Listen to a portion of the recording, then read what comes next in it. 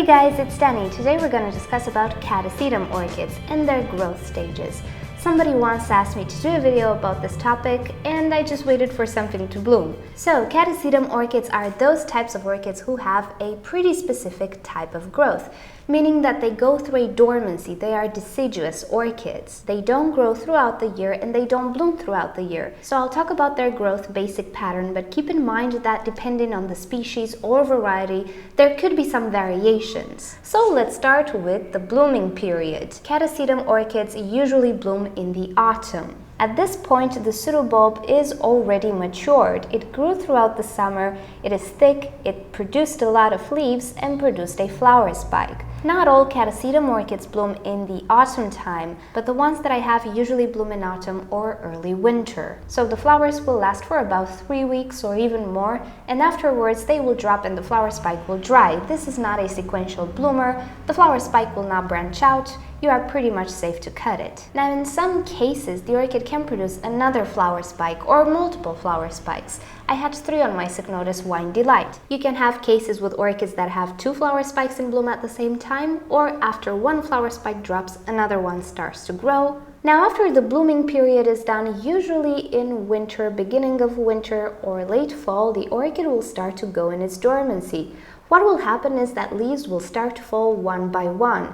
Don't freak out, it's perfectly normal. As I was saying, this orchid is deciduous. It is supposed to shed all of its leaves. So after a few weeks, the orchid will be bare. At this point, the dormancy starts, usually in winter time throughout the spring. During this time, the orchid doesn't need water almost at all. I usually watch the orchid. If it gets super shriveled, I offer a little bit of water. It wasn't the case so far because my orchids don't really have long dormancies. Also, you don't need to keep the orchid in bright light anymore. It doesn't necessarily mean you should store it in the dark or in cool places. No, they don't go through that type of cold dormancy. You can leave them where they are, you can leave them in the pot, you can unpot them, chop the roots, but there's a little trick to that, which I will get to.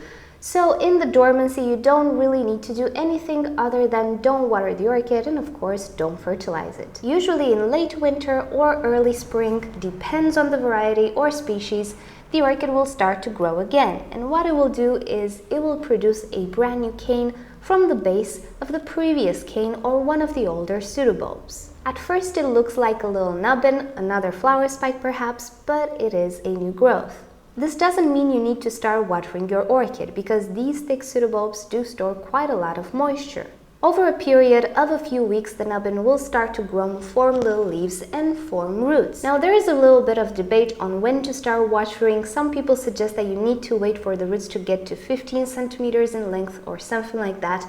What I like to do is test the absorbency, and I have a video on this subject. You can check the info card on the screen or the description below. What I do is I spray the roots lightly from time to time and see when they change color. When they do, they actually absorb water, so I can start to water my Catasetum orchid. I don't soak it yet, I just run water through the pot. I don't need to soak the medium at this point because there aren't many roots. I just start to offer a little water. Now, after about 3 weeks or so, I start to offer fertilizer as well because the roots are big enough and they can consume fertilizer. You'll also notice that the new pseudobulb starts to pick up growth pretty fast and starts to form leaves. And all through spring and summer, this orchid will mature that pseudobulb, and from a tiny little nubbin, it will end up to be quite the huge pseudobulb. So during this growth period, it's very important to offer water and fertilizer. And as the orchid grows, you will discover it requires more and more water to the point of actually drinking more than any orchid you've ever owned. It's okay, water the plant, don't let this orchid be bone dry for too long. It really doesn't like it and it can affect the development of the new growth. And pretty much we are back to autumn when this orchid usually blooms. Now, as I was saying, there are variations. I've heard of Catasetum orchids which bloom in the middle of their dormancy. So if you have a Catasetum orchid with a tag, the best thing to do is to research that orchid, Google it, and see if it has these tiny little quirks, if you need to keep something in mind, but there are just so many hybrids and so many species out there that it's really important for you to know the particularities of your orchid. And a little side note, I will be having some more Catasetums pretty soon.